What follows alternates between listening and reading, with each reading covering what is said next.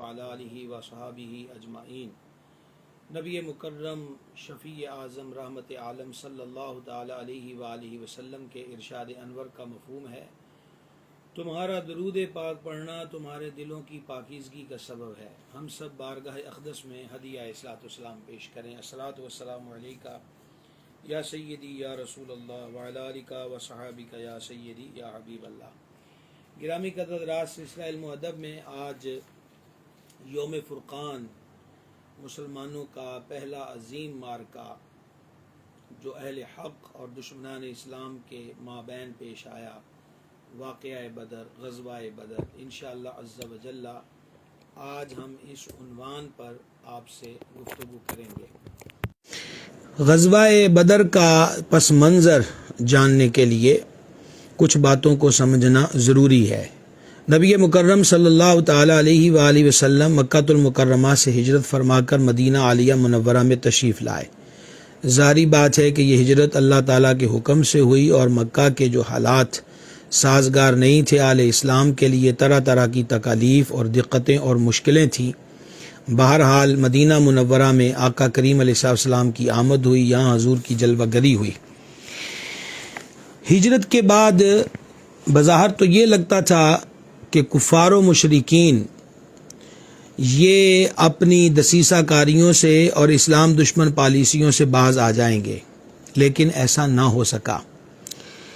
دن بہ دن کفار مکہ اور مشرکین مکہ، ان کا غیظ و غضب اور ان کی تکلیف اہل اسلام کے بارے میں وہ ترقی کی طرف بڑھتی رہی۔ آقا کریم رؤوف الرحیم صلی اللہ تعالی علیہ وآلہ وسلم نے کچھ حکمت عملی کو اختیار فرمایا، جس کو علماء صاحبان کتب سیر نے اپنی کتابوں میں نقل فرمایا۔ اس کا خلاصہ یہ ہے کہ آقا صلی اللہ تعالی علیہ وسلم نے کفار کو جوابی کارروائی کے لیے ایک تو یہ حکمت عملی تیار کی کہ اہل مکہ کے جو تجارتی قافلے شام جاتے تھے انہیں روکا جائے اور یہ راستہ بند کیا جائے تاکہ وہ لوگ صلح پہ راضی ہوں۔ اور دوسرے نمبر پر یہ حکمت عملی اختیار کی گئی کہ مدینہ منورہ اور اس کے اطراف میں جتنے بھی قبائل ہیں ان سے صلح کے معاہدے کیے جائیں تاکہ کفار مدینہ منورہ پر حملے کی جرت نہ کر سکیں۔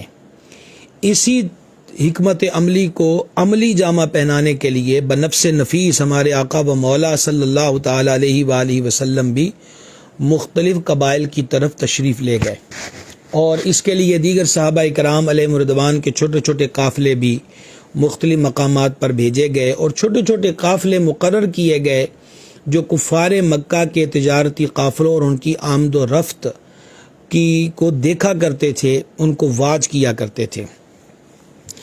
اسی کے ساتھ یہ چیز بھی سمجھیے کہ ایک لفظ استعمال ہوتا ہے غزوہ اور دوسرا سریہ۔ وہ جنگی لشکر جس میں خود ہمارے آقا و مولا صلی اللہ تعالی علیہ وآلہ وسلم بنفس نفیس شرکت فرماتے اسے غزوہ کہتے ہیں، اور جس لشکر کو حضور صلی اللہ علیہ وسلم نے بھیجا ہو اور اس میں خود سرکار جلوہ گر نہ ہوئے ہوں اسے سریہ کہتے ہیں۔ غزوہ کی جمع غزوات ہے اور سریہ کی جمع سرایا ہے، اور غزوات اور سرایا کے ابواب کتب احادیث کے اندر موجود ہیں۔ اب اگلا سوال یہ ہے کہ غزووں اور سرایا کی تعداد کتنی ہے، اس میں اختلاف پایا جاتا ہے۔ امام بخاری رحمہ اللہ کی روایت کے مطابق غزوات کی کل تعداد 19 ہے۔ ان میں سے صرف 9 ایسے غزوات ہیں جن میں جنگ کی نوبت پیش آئی، جبکہ اکثر ایسی تھیں جن میں لڑائی کی ضرورت نہیں پڑی، اور سرایا کی تعداد بعضوں کے نزدیک 47 ہے اور بعض اقوال کے مطابق 56 یعنی 56 ہے۔ غزوہ بدر، اس کا سبب کیا ہوا؟ یہ سب سے پہلی جنگ ہے اور بہت بڑی جنگ ہے جو مسلمانوں کی کفار مکہ کے ساتھ ہوئی۔ پہلی بات تو بدر کو سمجھنا ضروری ہے۔ بدر مدینہ منورہ سے فاصلے پر تقریباً 113 کلومیٹر کے فاصلے پر ایک گاؤں کا نام ہے۔ غزوہ بدر اور مقام بدر، وہاں پر ایک کنواں ہے، اس کنویں کا نام بدر تھا، اور اس کے مالک کا نام چونکہ بدر تھا اس لیے اس کنویں کا نام بھی بدر پڑ گیا۔ تو یہ مدینہ منورہ سے کم و بیش 113 کلومیٹر کے فاصلے پر جانب مکہ المکرمہ مقام بدر موجود ہے۔ اس کا سبب یہ بنا کہ چھوٹی موٹی لڑائیاں اس دوران ہوتی رہیں، اور ایک بار تو کفار کی ٹولیاں مدینہ منورہ میں بھی داخل ہوئیں اور یہاں آ کر انہوں نے چراگاہوں میں لوٹ مار مچائی، اور ایک لڑائی کے اندر ان کا ایک سورما بھی مارا گیا۔ اس کی موت سے کفار مکہ غصے میں سیخ پا ہو چکے تھے، آپے سے باہر ہو چکے تھے۔ اسی کے رد عمل میں غزوہ بدر پیش آیا۔ اس کا ایک سبب یہ بھی تھا کہ مدینہ منورہ میں یہ خبر پہنچی کہ کافروں کا ایک بہت بڑا تجارتی قافلہ ملک شام سے واپس مکہ المکرمہ کی طرف جا رہا ہے، اور اس قافلے میں کافروں کے بڑے بڑے سردار بھی شریک ہیں اور مال تجارت بھی بہت زیادہ ہے۔ نبی کریم صلی اللہ تعالیٰ علیہ وآلہ وسلم نے حضرات صحابہ کرام علیہم رضوان سے فرمایا کہ کافروں کی ٹولیاں ہماری تلاش میں رہتی ہیں، اور ان کی ایک ٹولی مدینہ منورہ میں لوٹ مار بھی مچا چکی ہے، لہٰذا کیوں نہ ہم قریش کے اس قافلے پہ حملہ کریں، اس طرح ان کی شامی یعنی ملک شام کی طرف تجارت کا راستہ رک جائے گا اور یہ مجبور ہو کر صلح پر آ جائیں گے۔ یہ تجویز سن کر مہاجرین و انصار صحابہ کرام علیہم رضوان حکم والا کی تعمیل میں تیار ہو گئے۔ چنانچہ رمضان المبارک کی 12 تاریخ 2 ہجری کو بنا کسی بہت بڑی تیاری کے حضور اقدس صلی اللہ تعالی علیہ وآلہ وسلم مدینہ منورہ سے روانہ ہو گئے۔ یہ تیاری روانگی اتنی عجلت میں تھی کہ بہت سارے صحابہ کرام علیہم رضوان نے بارگاہ اقدس میں اجازت بھی طلب کی کہ ان کے بہت سارے اونٹ دیگر اطراف علاقوں میں ہیں کہ وہ وہاں سے لے آئیں، تو سرکار علیہ السلام نے اس چیز کا بھی انتظار نہ فرمایا جو جس حال میں ہے اور جس کے پاس جیسی سواری ہے وہ ابھی ہمارے ساتھ روانہ ہو جائے۔ چنانچہ آقا صلی اللہ تعالی علیہ وآلہ وسلم کے حکم کے آگے یہ شمع رسالت کے پروانے ہمیشہ سر تسلیم خم ہی کیا کرتے تھے، اور آج بھی اسی طرح ہوا۔ اس مومنوں کی فوج کی تعداد جو تھی وہ تقریباً 313 تھی، جس میں 60 مہاجر صحابہ کرام تھے اور باقی تمام انصار صحابہ کرام علیہم رضوان تھے۔ شام سے مکہ کی طرف آنے والا تجارتی قافلہ جو ابو سفیان کی قیادت میں تھا، اور ابو سفیان کو بعد میں دولت اسلام بھی نصیب ہوئی، چنانچہ ابو سفیان کو مسلمانوں کے نگلنے کی خبر مل گئی۔ چنانچہ ابو سفیان نے 2 کام کیے۔ نمبر 1 کہ ایک بندہ مکہ المکرمہ فوری طور پہ بھیج دیا کہ وہ اہل مکہ کو جا کر اطلاع دے کہ ان کا تجارتی قافلہ خطرے میں ہے، اور دوسرا چونکہ ابو سفیان کو اس راستے کے پیچ و خم کا، بڑے چھوٹے راستوں کا علم اور ادراک تھا، اس لیے ابو سفیان نے اپنے راستوں کے پیچ و خم کا فائدہ اٹھاتے ہوئے قافلے کے رخ کو تبدیل کیا۔ یہ میں ابھی آپ کو صرف غزوہ بدر کا خاکہ پیش کر رہا ہوں، اور انشاءاللہ کچھ تفصیلی واقعات آخر کے اندر آپ کے گوش گزار کیے جاتے ہیں۔ اس کے بعد جب وہ بندہ مکہ المکرمہ میں پہنچا تو اس نے اپنی سواری کی کونچیں جو تھی کاٹ ڈالیں، اپنے کپڑوں کو پھاڑ دیا اور شور و غوغا کیا کہ اہل مکہ اپنے قافلے کو بچاؤ، اپنے قافلے کو بچاؤ۔ اس سے تفصیل مانگی گئی تو اس نے بتایا کہ جو بہت بڑا تجارتی قافلہ شام سے مکہ مکرمہ کی طرف واپس آ رہا ہے، آل مدینہ آل اسلام اس پر حملہ آور ہوا چاہتے ہیں۔ یہ خبر جو تھی آپ کہہ لیجئے کہ بجلی بن کر کفار مکہ پر گری، اور وہ مزید غصے میں آپے سے باہر ہو گئے، لہٰذا اب برادریاں قبیلے تیاریاں کرنے لگ گئے کہ ہم جنگ کریں گے، قافلے کی حفاظت کریں گے۔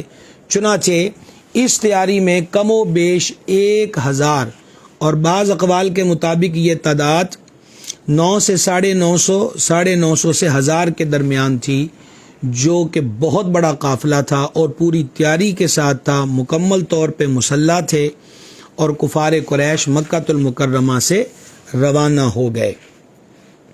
یہ واقعہ 17 رمضان المبارک کو پیش آیا سن 2 ہجری بمطابق 13 مارچ 624 عیسوی، اور یہ جمعہ کے دن یہ واقعہ پیش آیا۔ حضور پرنور صلی اللہ تعالی علیہ وآلہ وصحبہ وبارک وسلم مدینہ منورہ سے روانہ ہو چکے ہیں۔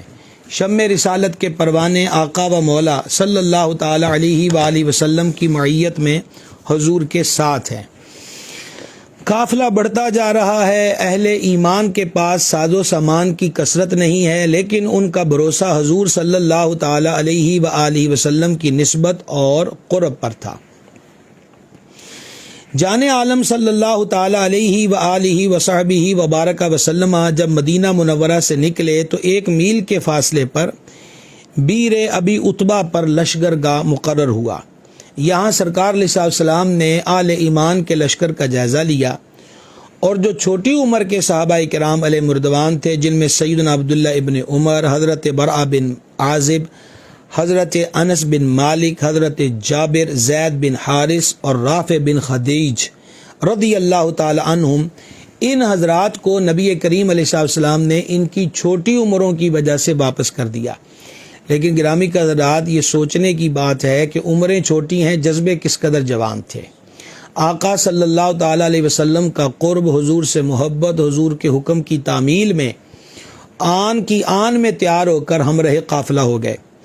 حضرت سیدنا سعد بن ابی وقاص رضی اللہ تعالی عنہ کے بھائی حضرت عمیر، جن کی عمر تقریباً اس وقت 16 سال تھی، وہ جب دیکھ رہے تھے کہ حضور علیہ السلام چھوٹی عمر والوں کو واپس بھیج رہے ہیں تو وہ آنکھ بچانے کی کوشش کر رہے تھے، یعنی جیسے بندہ کبھی دائیں ہو جاتا ہے، کبھی بائیں ہو جاتا ہے کہ کہیں مجھے بھی واپس نہ کر دیا جائے۔ اللہ اکبر کبیرہ، ان جان نثاروں کی عظمتوں کو سلام، اور حق گزاران بیعت پہ لاکھوں سلام، کہ جو جان قربان کرنے کے بہانے ڈھونڈ رہے ہیں، نہ کہ جان بچانے کے بہانے تلاش کرتے تھے۔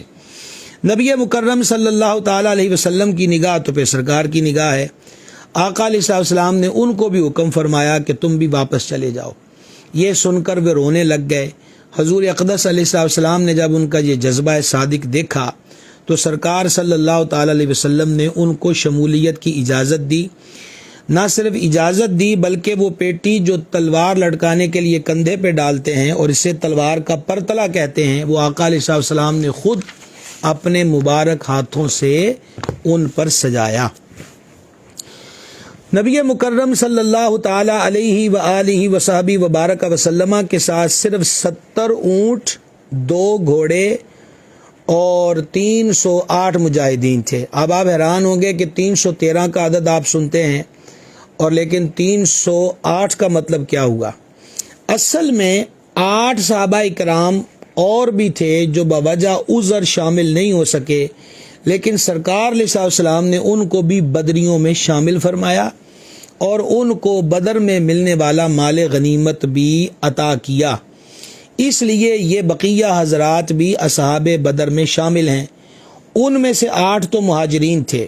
نمبر 1 حضرت سیدنا عثمان ابن عفان ذو النورین رضی اللہ تعالی عنہ۔ حضرت عثمان غنی بدر میں حاضر نہیں تھے، اور جانتے ہیں اس کی وجہ کیا تھی؟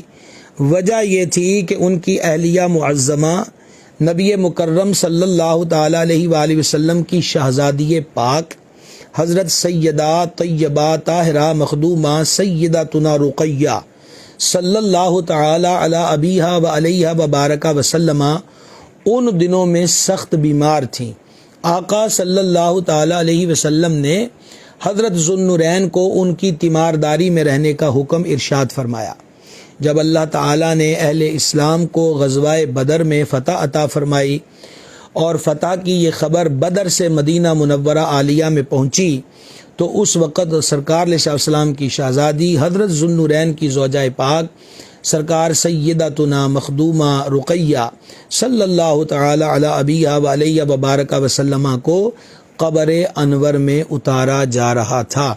تو جس طرح 17 رمضان المبارک اصحاب بدر کی یاد کا دن ہے، اسی طرح 17 رمضان المبارک سرکار سیدہ طیبہ طاہرہ مخدومہ رقیہ رضی اللہ تعالی عنہا کا یوم وصال شریف بھی ہے۔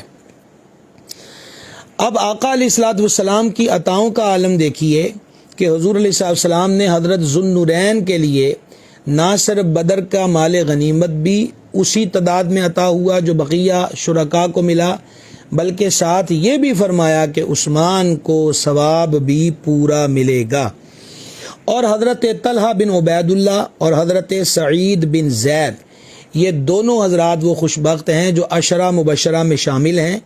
ان کو نبی پاک علیہ الصلوۃ والسلام نے اپنی روانگی سے 10 روز پہلے کفار مکہ کے قافلے کی خبر لینے کے لیے روانہ کیا تھا، اور یہ حضرات اس کی خبر لے کر واپس جب مدینہ منورہ پہنچے تو ان کی غیر موجودگی میں پہلے ہی آقا صلی اللہ تعالی علیہ وسلم بدر کے لیے روانہ ہو چکے تھے۔ دراصل بدر نشانہ نہیں تھا، وہ تو بدر ٹھکانہ ہو گیا، لیکن اصل بنیادی چیز تو وہ اہل مکہ کا تجارتی قافلہ تھا کہ وہ جہاں بھی گرفت میں آ جائے اسے اپنے کنٹرول میں لیا جاتا۔ تو ان حضرات کو بھی آقا صلی اللہ تعالی علیہ وآلہ وسلم نے بدر والوں میں قبول فرمایا ہے، اور یہ 5 انصار اور حضرت ابو البابا بن عبد المنذر، جن کو نبی پاک صلی اللہ تعالی علیہ وسلم نے اپنی غیبت میں، یعنی چونکہ حضور تشریف لے جا چکے تھے تو حضور علیہ السلام نے ان کو مدینہ منورہ میں اپنا نائب و حاکم مقرر کیا، اور دوسرے حضرت عاصم بن عدی، یہ مقام روحہ سے ان کو بڑی شدید ضرب لگی تھی، اس لیے یہ واپس کر دیے گئے اور مدینہ منورہ کی بالائی آبادی کے حاکم بنائے گئے۔ اور اسی طرح حارث بن حاتب، ان کو حضور علیہ الصلوۃ والسلام نے مقام روحہ سے کسی خاص کام کے لیے بنو عمر بن عوف کے پاس بھیج دیا، اور حارث بن سما جو روحہ میں ٹانگ پہ ضرب آنے کی وجہ سے واپس کر دیے گئے، اور خواد بن جبیر، ان کی جو ساق ہے، پنڈلی ہے، اس پہ پتھر لگا تھا، اس وجہ سے صفرا کے مقام سے ان کو واپس کر دیا گیا۔ تو یوں کل ملا کے یہ تعداد 313 بنتی ہے۔ یہ نیت صادقہ کے ساتھ نکلے، بدر میں نہ بھی پہنچے، لیکن بدر والوں میں ان کا شمار ہوتا ہے۔ اب یہ قافلے کی چونکہ تعداد آپ سن چکے کہ تعداد جو گھوڑوں کی تھی 70 اونٹ ہیں اور 2 گھوڑے ہیں، اور 308 مجاہدین اسلام ہیں۔ اس کے لیے نبی مکرم شفیع آدم صلی اللہ تعالی علیہ وآلہ وسلم نے سواری کے لیے 3 مجاہدین کو ایک اونٹ مقرر فرمایا، اور حضور پر نور صلی اللہ تعالی علیہ وسلم اور شیر خدا مشکل کشا سرکار سیدنا علی المرتضیٰ اور حضرت مرثد غنوی رضی اللہ تعالی عنہ یہ ایک اونٹ پر سوار تھے۔ حضرت امیر المومنین سیدنا صدیق اکبر، حضرت امیر المومنین سیدنا عمر بن خطاب اور حضرت سیدنا عبد الرحمن بن عوف رضی اللہ تعالی عنہم یہ دوسرے اونٹ پر باری باری سوار ہوتے تھے۔ یہاں بڑا ایک دلچسپ معاملہ ہے کہ چونکہ سواری کے لیے یہ مقرر تھا کہ کچھ پیدل چلیں گے، کچھ سوار ہوں گے، جب ہمارے آقا صلی اللہ تعالی علیہ وآلہ وسلم کے قدم مبارک سے چلنے کی باری آتی، جس کو پیدل چلنا کہتے ہیں، تو حضور مولا مرتضیٰ اور حضرت ابو البابا یہ دونوں عرض کرتے کہ حضور آپ سوار ہو جائیں، آپ کی جگہ ہم پیدل چلتے ہیں۔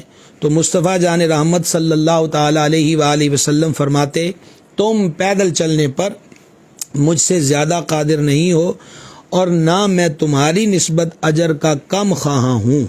یہ ہے سرکار علیہ الصلوۃ والسلام کا عدل و انصاف اور ایثار کا عالم۔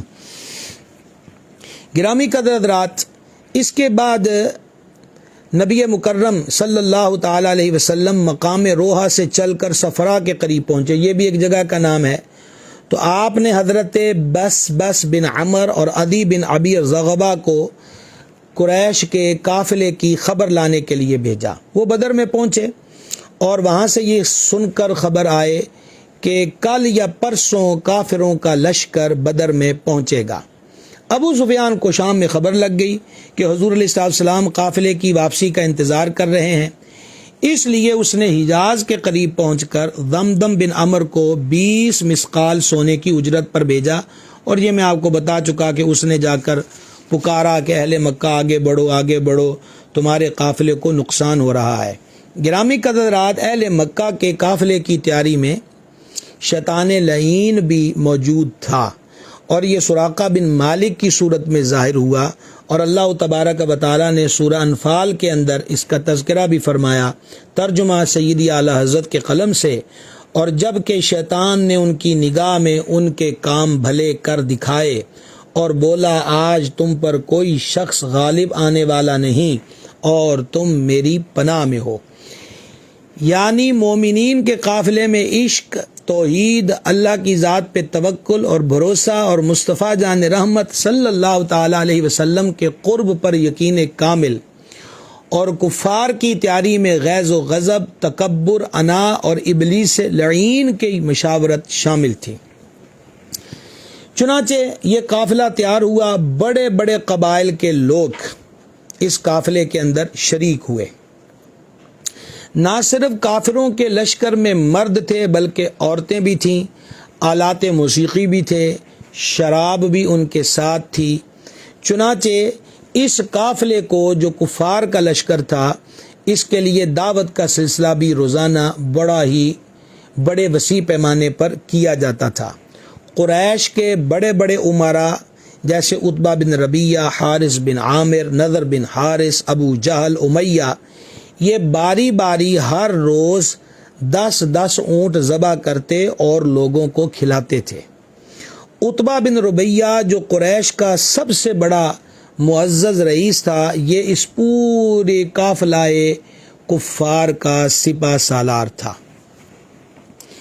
گرامی قدر حضرات، ابھی یہ لوگ مدینہ منورہ کے بہت زیادہ قریب نہ پہنچے تھے کہ ان کو خبر مل گئی کہ وہ قافلہ تجارت جس کے تحفظ کے لیے یہ مکہ سے نکلے ہیں، وہ قافلہ خیریت سے مکہ شریف پہنچ گیا ہے۔ چنانچہ اس لشکر کے رئیس نے ان کو میسج بھیجا کہ میں سامان بحفاظت لے کر مکہ پہنچ گیا ہوں، آپ لوگوں کو اب یہاں رہنے یا لڑنے کی ضرورت نہیں ہے، واپس آ جائیے۔ لیکن ابو جہل نے کہا کہ ہم بدر سے پہلے واپس نہیں ہوں گے، ہم بدر جائیں گے، وہاں 3 دن ٹھہریں گے، اونٹ ذبح کریں گے، کھائیں گے، کھلائیں گے، شراب پئیں گے، راگ سنیں گے، اور اس طرح عرب کے قبائل میں ہماری دھاگ بیٹھے گی، ہماری عزت بڑھے گی، ہماری شہرت ہوگی، اور یہ لوگ ہم سے ہمیشہ ڈرتے رہیں گے۔ چنانچہ ابو جہل کی اس شر و فساد پر مبنی تحریک ہی کو اختیار کیا گیا اور اسی پر عمل کیا گیا۔ اس مقام پر کفار کے بیچ بہت ساری تکرار و بحث بھی ہوئی، بعض واپس جانے کا بھی کہتے تھے، لیکن ایک دوسرے کو دیکھ کر کہ ہماری رسوائی ہوگی، پشیمانی ہوگی، یعنی تکبر میں ڈوبے ہوئے لوگ تھے، اس لیے فائنل یہی ہوا کہ کوئی واپس نہیں جائے گا۔ چنانچہ یہ آگے بڑھتے رہے۔ صفرا کے مقام پر، یہ مقام مدینہ پاک سے بدر میں جاتے ہوئے راستے میں آتا ہے، اس کے اندر ایک وادی ہے ظفران۔ یہاں جبریل امین علیہ السلام نبی مکرم صلی اللہ تعالی علیہ وآلہ وسلم کے دربار میں حکم خداوندی سے حاضر ہوئے اور 2 جماعتوں میں سے ایک کا وعدہ لے کر آئے۔ نبی پاک علیہ الصلوۃ والسلام نے صحابہ کرام رضی اللہ تعالی عنہم سے مشورہ کیا اور فرمایا کہ تم کیا چاہتے ہو، عیر یا نفیر؟ عیر قافلے کو کہتے ہیں، اور نفیر سے مراد تھا گروہ قریش۔ مسلمان چونکہ معاذ قافلہ وہ جو تجارتی تھا اس کے قصد سے نکلے تھے، تعداد بھی تھوڑی تھی، سامان جنگ بھی پورا نہیں تھا، پوری تیاری بھی نہیں تھی، اس لیے ایک فریق نے سرکار علیہ السلام کی بارگاہ میں عیر یعنی قافلے کے بارے میں عرض کیا، اور اس کو اللہ رب العزت نے سورہ انفال کے اندر اس کا پہلا رکوع ہے، اس میں تفصیل کے ساتھ اس کو بیان فرمایا۔ نبی پاک علیہ السلام یہ سن کر خوش نہیں ہوئے کہ یہ قافلے کی بات بعض حضرات کر رہے ہیں۔ جب یہ معاملہ ہوا تو امیر المومنین امام المتصدقین سیدنا ابو بکر صدیق العتیق رضی اللہ تعالی عنہ کھڑے ہوئے، اور کھڑے ہو کر انہوں نے بڑا شاندار واز کیا جس میں اللہ کی راہ میں لڑنے، اللہ کے حبیب علیہ السلام کی پیروی اور اتباع کرنے کا درس شامل تھا۔ حضرت صدیق اکبر رضی اللہ تعالی عنہ کے خطبہ جلیلہ کے بعد حضرت امیر المومنین سیدنا عمر بن خطاب رضی اللہ تعالیٰ عنہ کھڑے ہوئے اور انہوں نے بھی شاندار واز کیا، اور پھر حضرت مقداد بن عمر رضی اللہ تعالیٰ عنہ کھڑے ہوئے اور عرض کیا، یا رسول اللہ صلی اللہ تعالیٰ علیہ وسلم، اللہ تعالیٰ نے جو آپ کو بتایا ہے وہ کیجئے، ہم آپ کے ساتھ ہیں۔ اللہ کی قسم ہم نہیں کہتے جیسا کہ حضرت موسیٰ علیہ الصلوۃ والسلام کی قوم نے کہا تھا، فَاذْهَبْ أَنْتَ وَرَبُّكَ فَقَاتِلَا، انہوں نے کہا تو آپ جائیے اور آپ کا رب، دونوں لڑو، ہم یہاں بیٹھے ہیں۔ یعنی دشمن سے مقابلے کے وقت قوم موسیٰ نے سیدنا موسیٰ کلیم اللہ علیہ السلام کو یہ کہا تھا، حضور ہم قوم موسیٰ نہیں ہیں، ہم آپ کے غلام ہیں، اور ہم یہی عرض کرتے ہیں کہ ہم آپ کے دائیں بھی لڑیں گے، آپ کے بائیں بھی لڑیں گے، آگے کھڑے ہو کر بھی لڑیں گے، اور حضور ہم آپ کی پشت پناہی آپ کے پیچھے بھی لڑیں گے۔ جب انہوں نے یہ کلام کیا تو سن کر نبی کریم صلی اللہ تعالی علیہ وسلم بہت خوش ہوئے اور حضرت مقداد رضی اللہ تعالی عنہ کے حق میں دعائے خیر فرمائی۔ پھر نبی کریم صلی اللہ تعالی علیہ وآلہ وسلم نے انصار کی طرف اشارہ کر کے فرمایا کہ مجھے مشورہ دو۔ آپ پہلے سن چکے ہیں کہ زیادہ تعداد اس قافلے میں انصار صحابہ کرام علیہ رضوان کی تھی، اور بیعت عقبہ یعنی انصاریوں نے جو مکہ شریف میں حضور صلی اللہ علیہ وسلم کی بیعت کی تھی، اس وقت کہا تھا کہ یا رسول اللہ علیہ الصلوۃ والسلام، ہم آپ کے ذمام یعنی عہد سے بری ہیں یہاں تک کہ آپ ہمارے دیار میں پہنچ جائیں۔ جب آپ ہمارے ہاں مدینہ شریف پہنچیں گے تو آپ ہمارے امان اور عہد میں ہوں گے، ہم آپ کی حمایت کریں گے ہر ایسے امر سے کہ اس سے ہم اپنی اولاد اور عورتوں کی جس طرح حمایت کرتے ہیں۔ اس جو بیعت ہوئی تھی مکہ شریف میں، اس بیعت میں جو الفاظ ہیں وہ مدینہ منورہ کے متعلقہ ہیں، تو اس سے یہ وہم تھا اور محسوس ہوتا ہے ظاہری الفاظ کے ساتھ کہ اب تو یہ معاملہ مدینہ شریف کے اندر نہیں ہو رہا، بلکہ مدینہ شریف سے 113 کلومیٹر باہر نکل کر میدان بدر میں یہ معرکہ پیش آنے والا ہے، لہذا انصار صحابہ کا اب موقف کیا ہے؟ اللہ اکبر کبیرہ۔ جب نبی مکرم صلی اللہ تعالی علیہ وآلہ وسلم نے یہ فرمایا کہ اے انصار تم کیا کہتے ہو، تو پھر حضرت سیدنا سعد بن معاذ رضی اللہ تعالیٰ عنہ، اور میں اکثر کہا کرتا ہوں یہ حضرت سعد بن معاذ ہر طرح سے ہی سعد ہیں۔ حضرت سعد بن معاذ رضی اللہ تعالیٰ عنہ یہ اکابر انصار میں سے تھے، تو انہوں نے حضور علیہ السلام کی بارگاہ میں کھڑے ہو کر عرض کیا، بڑی توجہ کے ساتھ حضرت سیدنا سعد بن معاذ رضی اللہ تعالیٰ عنہ کی عرض کو سنیے گا جو انہوں نے سرکار کے دربار میں پیش کی۔ یا رسول اللہ علیہ الصلوۃ والسلام، ہم آپ پر ایمان لائے ہیں اور گواہ ہیں اس امر پر جو آپ لے کر آئے ہیں وہی حق ہے، اور اس تصدیق پر ہم نے آپ کو اپنی اطاعت کے وعدے دیے ہیں۔ یا رسول اللہ صلی اللہ تعالی علیہ وآلہ وسلم، آپ جہاں چاہیں چلیں ہم آپ کے ساتھ ہیں۔ اللہ کی قسم جس نے آپ کو حق دے کر بھیجا ہے، اگر آپ ہمارے ساتھ اس سمندر کو عبور کرنا چاہیں تو بے شک ہم آپ کے ساتھ ہیں اور اس میں کود پڑیں گے، اور ہم میں سے ایک بھی پیچھے نہیں رہے گا۔ ہمیں یہ ناگوار نہیں کہ کل کو آپ ہمیں ساتھ لے کر دشمن کا مقابلہ کریں۔ ہم لڑائی میں صابر اور دشمن کے مقابلے کے وقت صادق ہیں۔ شاید اللہ تعالی مقابلے میں ہمارے ہاتھ سے آپ کو وہ دکھائے کہ جس سے آپ کی مبارک آنکھیں ٹھنڈی ہوں، لہٰذا آپ ہم کو اللہ کی برکت سے لے چلیں۔ حضور صلی اللہ تعالی علیہ وآلہ وسلم حضرت سعد کی اس بات سے بہت خوش ہوئے۔ آقا علیہ الصلوۃ والسلام نے حضرت سعد کی ان معروضات کو سن کر فرمایا، اللہ کی برکت سے چلو، اللہ تعالیٰ نے مجھ سے دو باتوں یعنی قافلہ یا فوج قریش میں سے ایک کا وعدہ کیا ہے۔ اللہ کی قسم، یہ آپ ذرا غور کیجئے گا، یہ ابھی بدر سے پہلے ایک مقام پر گفتگو ہو رہی ہے، اور آقا علیہ السلام نے فرمایا اللہ کی قسم میں کافروں کی مقتل گاہوں کو اپنی آنکھوں سے دیکھ رہا ہوں۔ اور اسی مقام پر نبی کریم صلی اللہ تعالی علیہ وآلہ وسلم نے جھنڈے تیار کیے۔ سب سے بڑا جھنڈا مہاجرین کا تھا جو حضرت مصعب بن عمیر رضی اللہ تعالی عنہ کے ہاتھ میں تھا، اور قبیلہ خزرج کا جھنڈا حضرت حباب ابن المنذر رضی اللہ تعالی عنہ کے پاس تھا، اور قبیلہ اوس کا جھنڈا حضرت سیدنا سعد بن معاذ رضی اللہ تعالی عنہ نے اٹھایا ہوا تھا۔ مشرکین کے ساتھ بھی 3 جھنڈے تھے، ایک ابو عزیز بن عمیر، دوسرا نضر بن حارث اور تیسرا طلحہ بن ابی طلحہ کے ہاتھ میں تھا۔ حضور پر نور صلی اللہ تعالی علیہ وسلم 17 رمضان المبارک جمعے کی رات کو بدر میں قریب کے میدان میں اترے، اور قریش یعنی جو مکے سے قافلہ آیا تھا وہ دوسری طرف اترے۔ نبی مکرم صلی اللہ تعالی علیہ وآلہ وسلم نے سرکار سیدنا علی المرتضیٰ، حضرت سیدنا زبیر اور حضرت سیدنا سعد بن ابی وقاص رضی اللہ تعالی عنہم کو مشرکین کا حال احوال دریافت کرنے کے لیے بھیجا۔ جب یہ حضرات اس طرف گئے تو ایک غلام کو پکڑ لائے، بعض کتب میں 2 غلاموں کا تذکرہ ہے۔ جب اس کو پکڑ کر لائے تو نبی کریم علیہ الصلوۃ والسلام نماز ادا فرما رہے تھے۔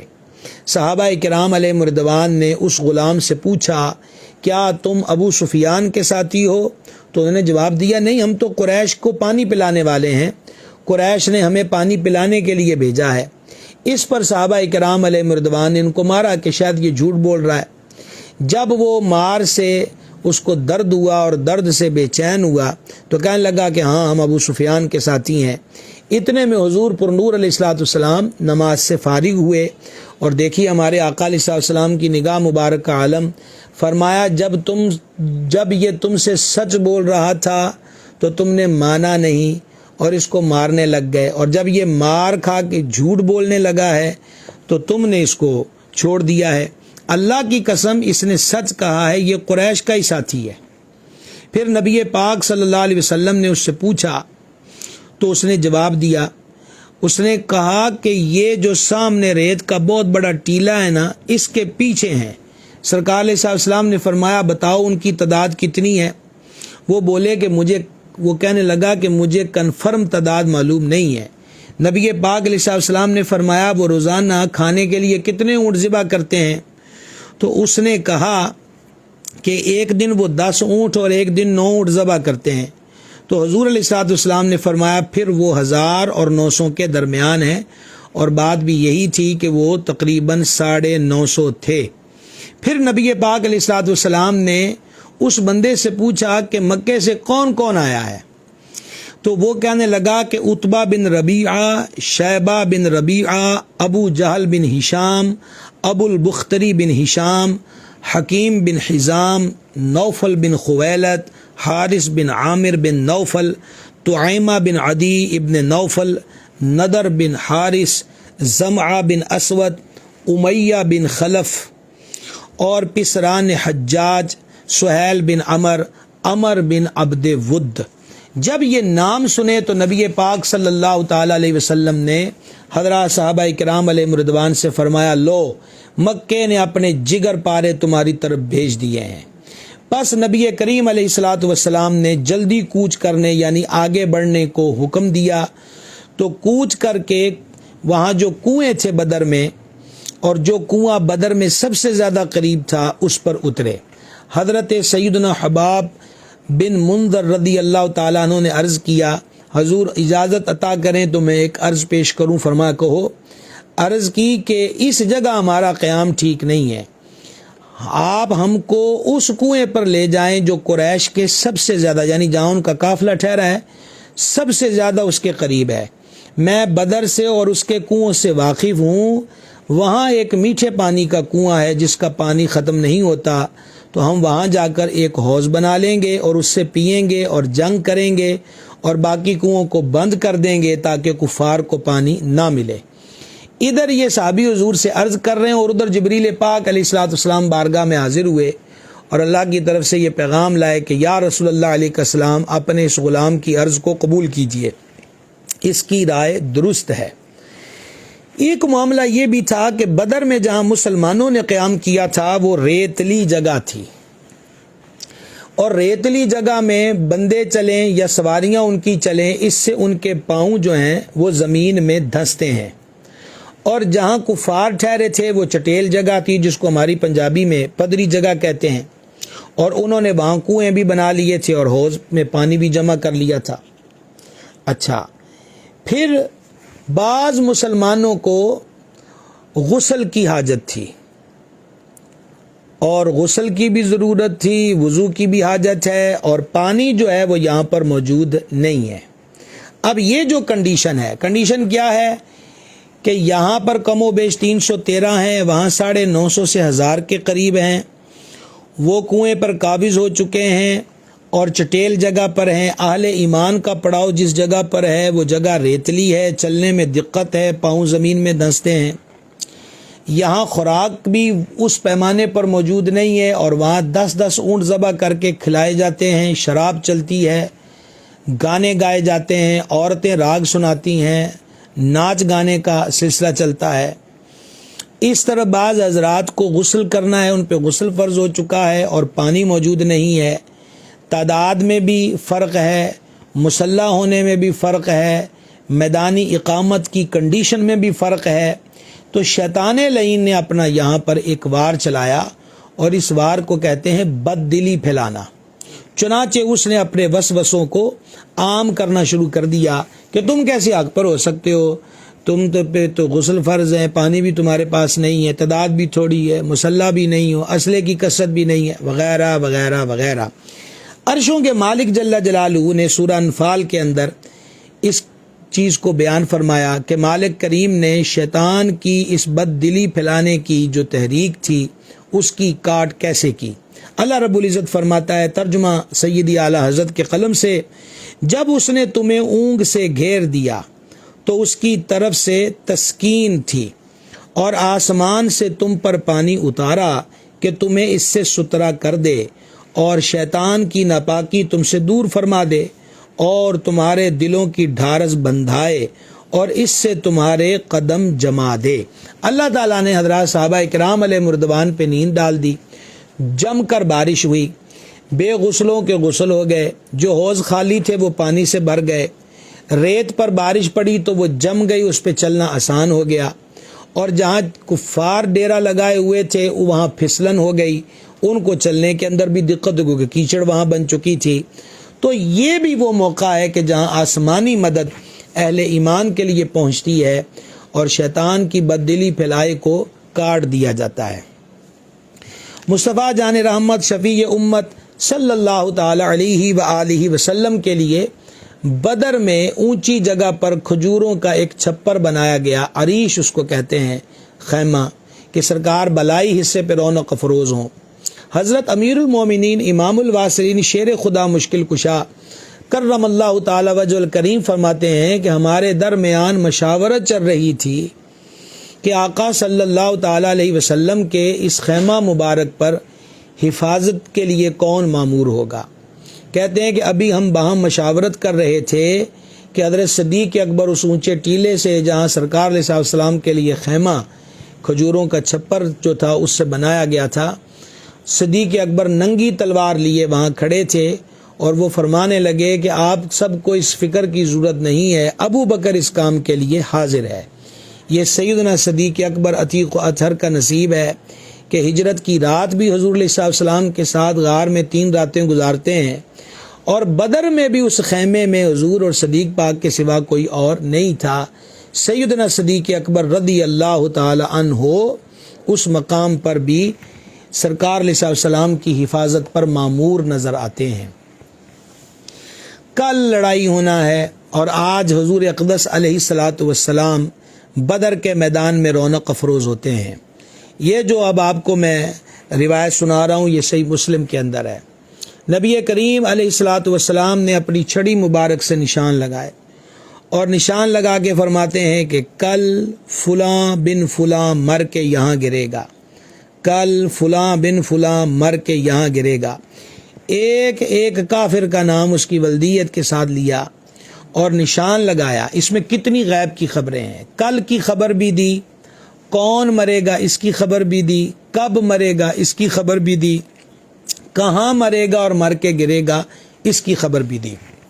حضرات صحابہ کرام علیہم رضوان فرماتے ہیں اگلے دن خدا کی قسم بال برابر بھی فرق نہیں تھا، جہاں سرکار علیہ السلام نے نشان لگا کر جس کافر کے بارے میں خبر دی تھی ہم نے اس کو وہیں پر مرا ہوا پایا۔ پھر یہ جو آج کی رات ہے اور کل بدر کا میدان سجنا ہے، آج اس کی شب ہے۔ حضور پر نور صلی اللہ تعالی علیہ وسلم تمام رات بیدار رہے اور مصروف دعا رہے۔ صبح ہوئی تو لوگوں کو حضور علیہ السلام نے نماز فجر کے لیے آواز دی۔ نماز فجر بدر میں ادا کی گئی۔ فجر ادا کرنے کے بعد حضور علیہ السلام نے حضرات صحابہ کرام علیہ رضوان کو جہاد پر مبنی خطاب فرمایا۔ پھر صف آرائی میں مشغول ہوئے۔ حضور علیہ السلام کے مبارک ہاتھ میں ایک تیر کی لکڑی تھی، تو حضور علیہ السلام اس لکڑی سے جس کو اشارہ فرماتے کہ پیچھے ہٹ جاؤ وہ پیچھے ہٹ جاتے، جس کو فرماتے آگے ہو جاؤ وہ آگے ہو جاتے۔ حضرت سوات انصاری رضی اللہ تعالیٰ عنہ جو سب سے تھوڑا آگے نکلے ہوئے تھے، حضور پر نور علیہ السلام نے اسی لکڑی سے ان کے پیٹ کو اندر کی طرف دبایا اور فرمایا استوی یا سوات، اے سوات برابر ہو جاؤ۔ حضرت سوات رضی اللہ تعالیٰ عنہ نے عرض کی یا رسول اللہ علیہ السلام، آپ نے مجھے ضرب شدید لگائی ہے، اللہ تعالیٰ نے آپ کو حق و انصاف و عدل کے ساتھ بھیجا ہے، تو مجھے اس ضرب کا بدلہ عطا ہو۔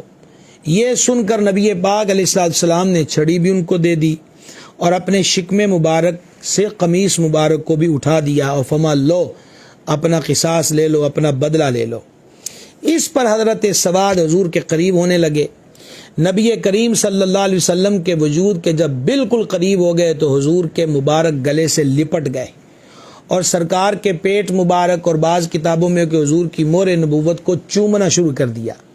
اور قربان جائیے کہ حضور علیہ السلام نے ان کو جھٹکا نہیں کہ پیچھے ہٹ جاؤ، بلکہ اس کیفیت میں کہ ایک عاشق محبوب کے وجود کے لمس کی برکت پا رہا ہے، وجود انور کو چومنے کا شرف پا رہا ہے، وجود انور کی خوشبو سے مشام دماغ کو معطر کر رہا ہے، حضور علیہ السلام کے وجود کا اتنا خاص قرب پا رہا ہے، اور حضور اسی کیفیت میں فرماتے سواد یہ کیا ہے؟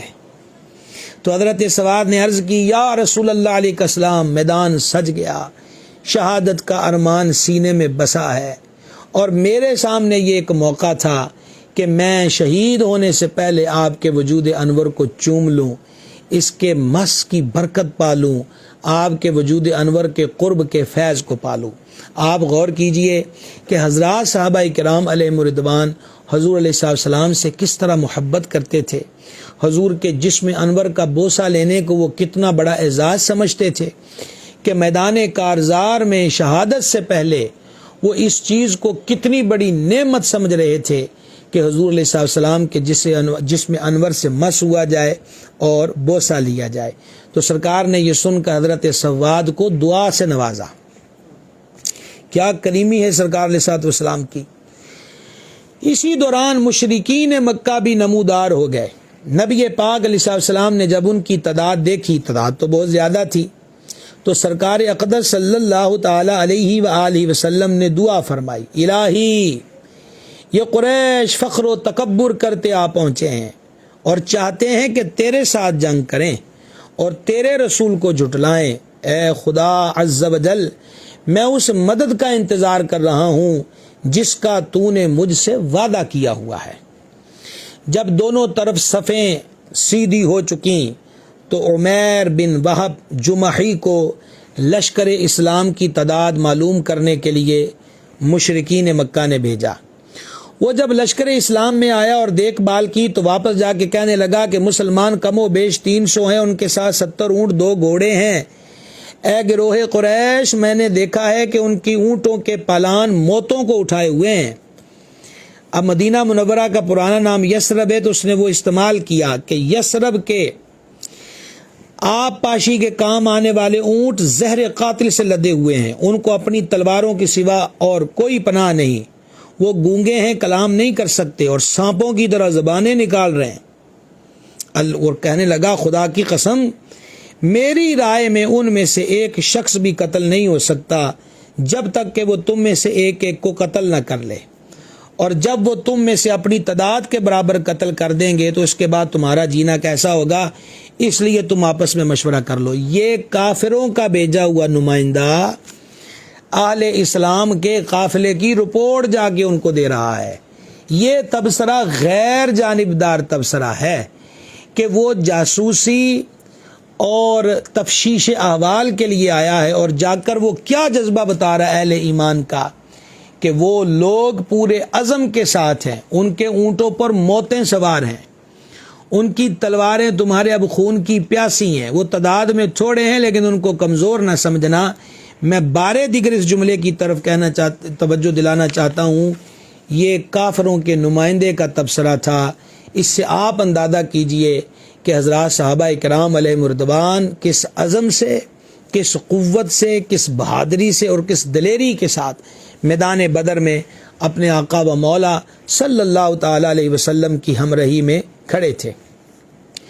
اب یہ باتیں پھر کافروں کے، میں بات کو شارٹ کر رہا ہوں، یہ باتیں بھی اس قافلے کے اندر گردش کرنے لگ گئیں، اور وہ کہہ رہا تم دوسرے کو جا کے کہہ دو، وہ کہہ رہا تم تیسرے کو جا کے کہہ دو، لیکن آج آ کے بات پھر ابو جہل تک پہنچی، اور ابو جہل نے کہا ایسا تو نہیں ہو سکتا، ہم لڑے بغیر اگر واپس چلے گئے تو ہماری کیا عزت رہ جائے گی، مکے کی عورتیں ہمیں تانے دیں گی۔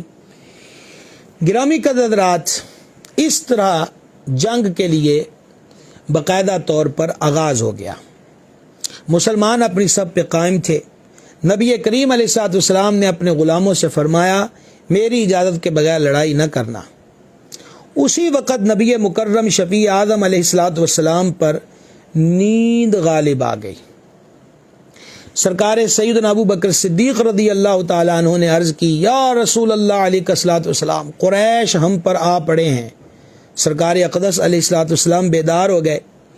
اللہ تعالیٰ نے وہ جو نیند اپنے محبوب پر ظاہر فرمائی، اس نیند اور خواب کے عالم میں سرکار علیہ السلام کو قریش تھوڑے دکھائے۔ چنانچہ اللہ رب العزت نے سورہ انفال کا یہ 5واں رکوع ہے، اور یہ سورہ انفال کی 43 نمبر آیت مبارکہ ہے، اس کا ترجمہ سماعت فرمائیے گا۔ جب کہ اے محبوب اللہ تمہیں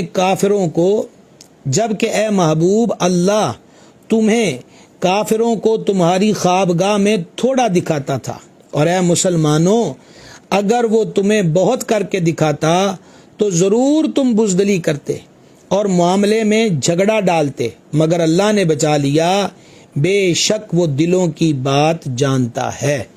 یعنی اللہ کریم نے یہ کرم فرمایا کہ اہل ایمان کو کافر تھوڑے دکھنے لگ گئے اور کافروں کو اہل ایمان زیادہ دکھنے لگ گئے۔ یہ بھی آسمانی مدد تھی بدر کے اندر اہل ایمان کے لیے۔ گرامی قدر حضرات، نبی مکرم صلی اللہ تعالی علیہ وآلہ وسلم نے حضرات صحابہ کرام علیہ رضوان کو جو جذبہ عطا فرمایا تھا، اب اس جذبے، اس تحریک، اس ترغیب اور اس واعظ و ارشاد پر عمل کا مرحلہ شروع ہوا چاہتا ہے۔ مسلمانوں میں سب سے پہلے بدر میں جو شخصیت کافروں سے مقابلے کے لیے نکلی، وہ حضرت امیر المومنین سیدنا عمر بن خطاب رضی اللہ تعالی عنہ کے آزاد کردہ غلام محجع نام تھا، وہ آزاد کردہ غلام تھا جسے عامر بن حضرمی نے تیر سے شہید کیا۔ یہ بدر والوں کا پہلا شہید ہے۔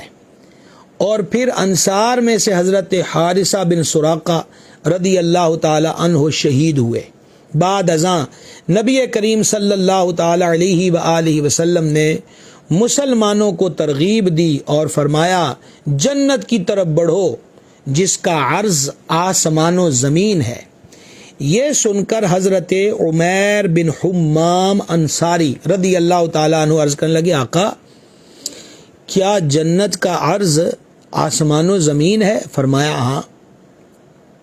تو حضرت عمیر نے کہا واہ واہ کیا بات ہے۔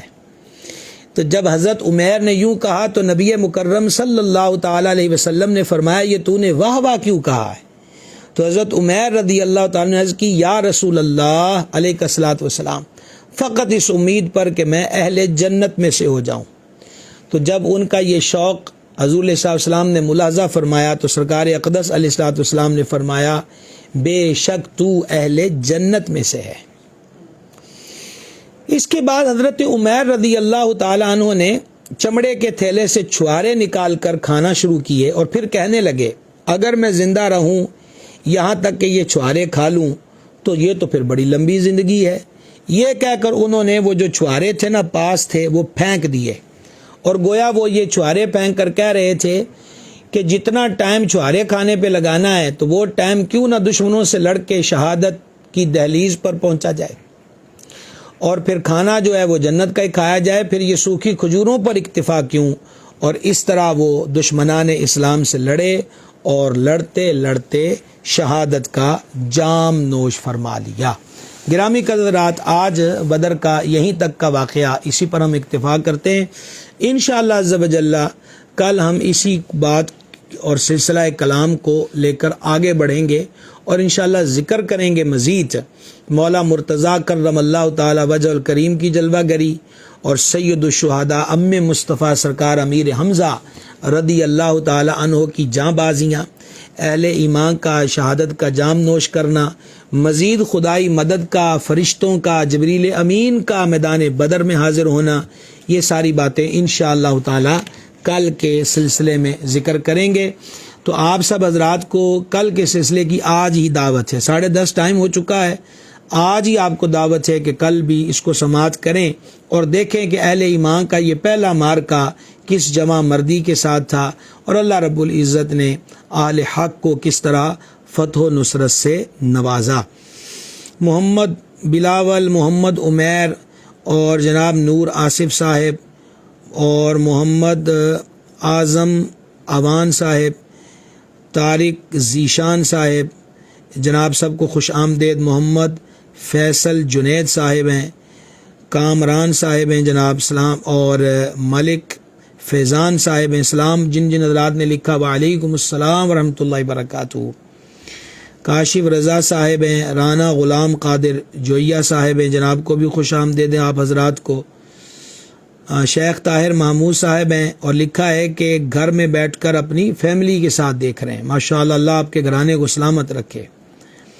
اعجاز صاحب ہیں، جناب کو بھی خوش آمدید۔ محمد یاسین، غلام یاسین صاحب سرگودا سے، آپ کو بھی خوش آمدید۔ فیصل اسحاق صاحب ہیں، سلام آیا، وعلیکم السلام ورحمۃ اللہ۔ طارق ذیشان صاحب ہیں، صحت و تندرستی کی دعا کا کہ اللہ شہداء بدر کے صدقے، اور یہ میں آپ سے عرض کروں کہ بزرگان دین رحمہ اللہ علیہ فرماتے ہیں کہ اصحاب بدر کے وسیلے سے دعا مانگی جائے تو قبول ہوتی ہے، تو اللہ رب العزت ان کے صدقے آپ کو شفا عطا فرمائے۔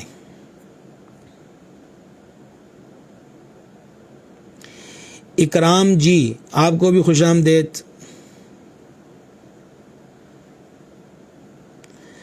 غلام یاسین صاحب کا سلام ہے، وعلیکم السلام ورحمۃ اللہ۔ محمد فاروق خان صاحب پشاور سے، جناب کو بھی خوش آمدید، اہلا و سہلا۔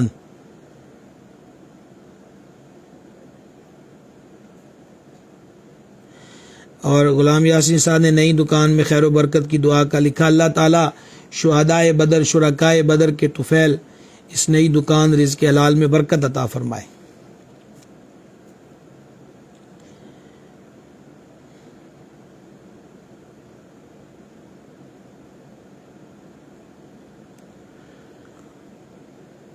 احمد شیخ صاحب ہیں، جناب کو بھی خوش آمدید۔ سمی راجپوت صاحب ہیں، جناب کو بھی ویلکم۔ ملک جبران صاحب ہیں، جناب کو خوش آمدید۔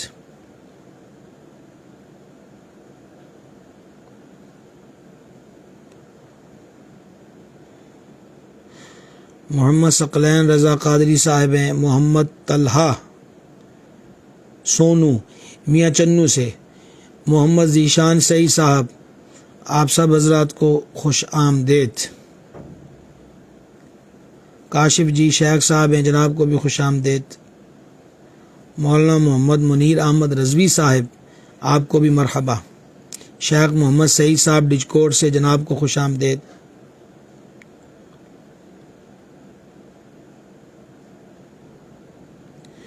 محمد شعیب نواز بغدادی صاحب، جناب نے اسلام لکھا، وعلیکم السلام ورحمۃ اللہ۔ آپ کی دعا ہے، کرم ہے، اللہ سلامت رکھے جناب کو۔ رانا محمد کاشف عارف صاحب ہیں، جناب کو بھی خوش آمدید۔ عبد الوحید صاحب سلام آیا جی، وعلیکم السلام ورحمۃ اللہ وبرکاتہ۔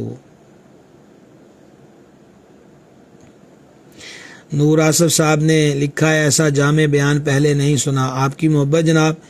میرا ارادہ یہی ہے کہ یہ بدر کیا کم از کم آپ یوں کہہ لیجئے کہ اس کو بھی اگرچہ ہم پوری تفصیل نہیں کہہ رہے لیکن پھر بھی معلومات پہنچنی چاہیے۔ عبد الوحید صاحب نے دعاؤں کا لکھا ہے، مالک کریم خوش رکھے جی، سلامت رکھے۔ محمد ثقلین رضا قادری صاحب نے لکھا ہے کہ وعلیکم السلام ورحمۃ اللہ، گڑھ فتح شاہ میں ہر روز کی طرح یہ سلسلہ علم و ادب اجتماعی طور پہ دیکھا جا رہا ہے، سب کی طرف سے سلام۔ وعلیکم السلام ورحمۃ اللہ وبرکاتہ۔ میرا بھی آپ سب حضرات کو محبت بھرا سلام ہے، اللہ آپ سب کو خوش رکھے، برکت عطا فرمائے، اور جس طرح آپ روزانہ وقت نکال کر اجتماعی طور پہ دیکھتے ہیں، سب انتظام اہتمام والوں کو اللہ شہدائے بدر کے فیض و برکات عطا فرمائے۔ قاری وزیر صاحب ہے جی، سلام آیا، وعلیکم السلام ورحمۃ اللہ۔ محمد شریف نوری صاحب جناب کو خوش آمدید۔ محمد یوسف قادری صاحب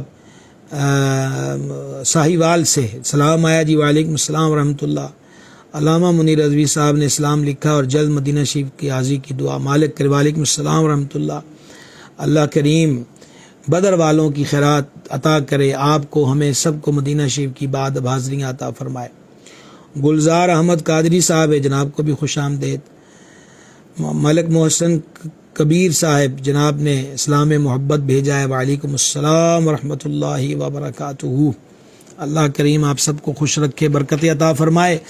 اعتکاف کے دن بھی قریب آ رہے ہیں، معتکفین تیاری کریں اللہ کے گھر میں بیٹھنے کی، اور یہی عرض ہے کہ بیٹھنے سے پہلے اپنا جائزہ لے لیا جائے اور اعتکاف کی غرض و غایت کو اچھے طریقے سے سمجھ لیا جائے۔ حضرت عطا رحمہ اللہ فرماتے ہیں کہ معتکف اللہ رب العزت کے گھر میں دھرنا دیے بیٹھا ہوتا اپنا مطالبہ منوانے کے لیے، اور اس کا مطالبہ کیا ہے کہ میں گناہ گار ہوں، مجھے بخش دے۔ تو یہ غرض و غایت اعتکاف کی کہ دنیا سے الگ تھلگ ہو کر اللہ کی یاد میں بسیرا کیا جائے۔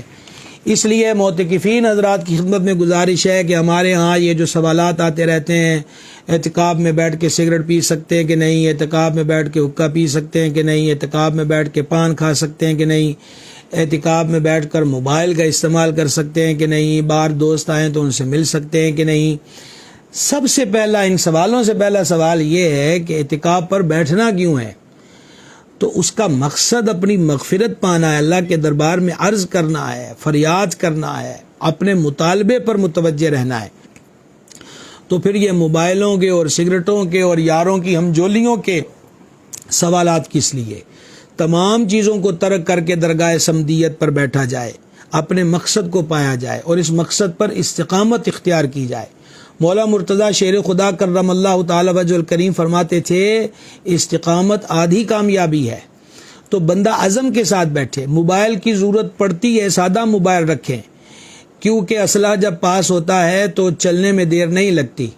تو اب موبائل بھی ہوں، وہ بھی یہ پورے کیمروں والے ہوں، اور پھر اس میں نیٹ بھی چل رہا ہو، اور پھر کہیں جی ہم تو وہ جناب فیس بک پہ ایک مسئلہ دیکھنے لگے تھے، اور پھر فلمیں بھی آ رہی ہوں، ڈرامے بھی آ رہے ہوں، تو یہ تو اللہ کے گھر کی شان کے لائق نہیں ہے۔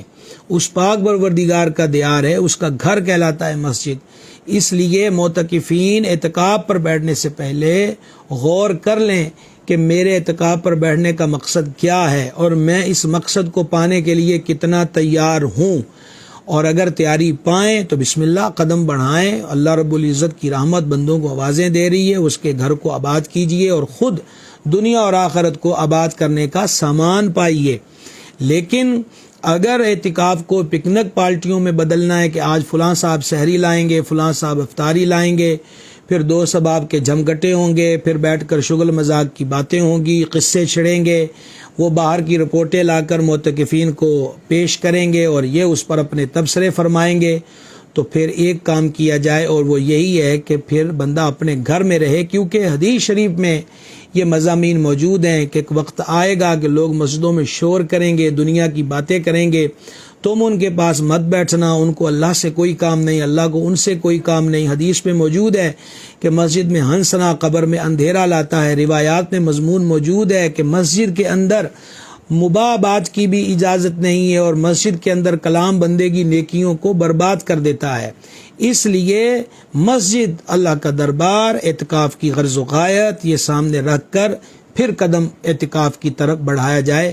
اللہ تعالیٰ اس کی توفیق دے۔ اور میری ان باتوں کا مقصد مایوسی پھیلانا نہیں کہ بھئی ہم تو اب بیٹھیں گے نہیں، آپ بیٹھیے، لیکن اس نفس کو کہیے کہ خبردار، اب یہ 10 دن مالک کی چوکھٹ پر آ گیا ہوں، اب تیری نہیں چلے گی، میں جس کے دربار پہ بیٹھا ہوں اسی کا حکم، اسی کی اطاعت، اسی کی عبادت، اسی کا نام، اسی کی یاد، اسی کا ذکر، اور اسی سے باتیں، اور اسی سے دعائیں، اسی سے مناجات، اسی سے عرض و فریاد کا سلسلہ رہے گا۔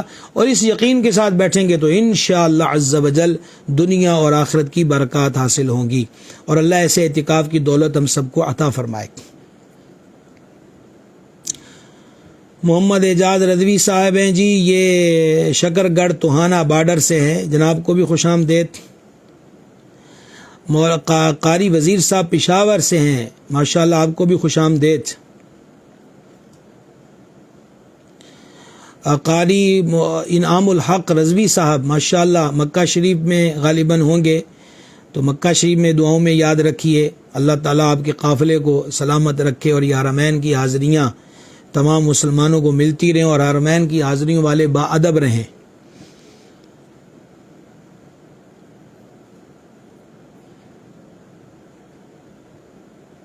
انشاءاللہ عز و جل کل 10:30 بجے یہی معرکہ بین حق و باطل اور عشق والوں کے عشق کی داستانیں، بدر والوں کی باتیں، انشاءاللہ اس کا دوسرا حصہ کل ہم ذکر کریں گے انشاءاللہ تعالی۔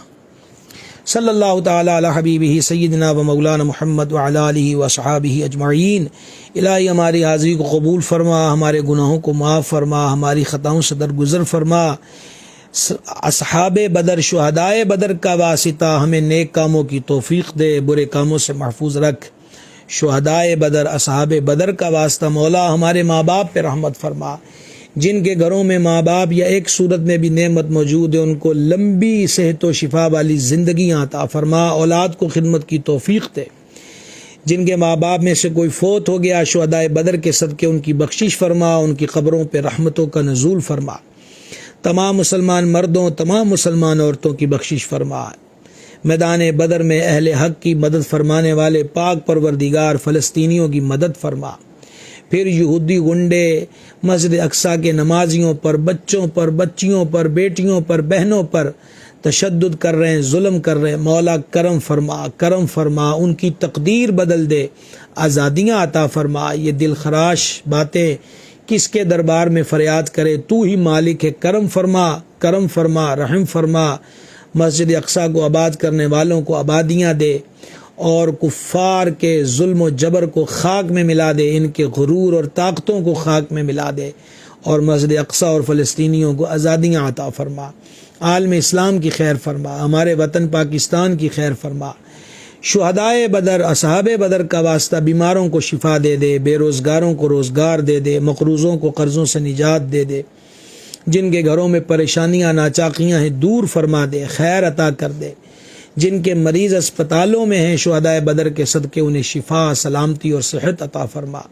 ہم گناہوں کے پرانے مریض ہیں، مالک ہمیں گناہوں کے امراض سے شفا دے دے۔ اللہم انا نسألک العفو والعافیہ فی الدین والدنیا والآخرہ۔ مولا جو احباب اجتماعی طور پہ دیکھنے کے یہ انتظام کر رہے ہیں، سب کو اس کی دنیا اور آخرت کی جزا عطا فرما۔